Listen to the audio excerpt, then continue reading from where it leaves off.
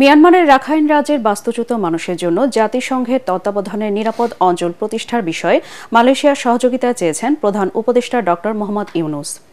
কায়রোতে মালয়েশিয়ার উচ্চশিক্ষা মন্ত্রী ড জাম্বরি আব্দুল কাদিরের সাথে আলাপকালে তিনি এই সহযোগিতা চান। এ সময় রোহিঙ্গার সংকট নিরসন এবং আসিয়ানের ডায়ালগ পার্টনার হিসেবে বাংলাদেশের অন্তর্ভুক্তি সহ বিভিন্ন বিষয়ে সহায়তা অব্যাহত রাখার অঙ্গীকার করেন মালয়েশিয়ার মন্ত্রী। বৈঠকে 2026 সালের প্রথমার্ধে বাংলাদেশে নির্বাচন আয়োজনের কথাও জানান ড ইউনূস। এছাড়াও তারা মালয়েশিয়ায় বাংলাদেশিদের নিয়োগ, উচ্চশিক্ষার ক্ষেত্রে সম্পর্ক সম্প্রসারণ, রোহিঙ্গা সংকট নিরসন সহ দুদেশের পারস্পরিক স্বার্থ সংশ্লিষ্ট বিষয়ে আলোচনা করেন। এর আগে উন্নয়নশীল দেশগুলোর সংগঠন D8 শীর্ষ সম্মেলনে যোগ দিতে স্থানীয় সময় সকাল 11টায় মিশরের রাজধানী কায়রো পৌঁছান প্রধান উপদেষ্টা ড মোহাম্মদ ইউনূস।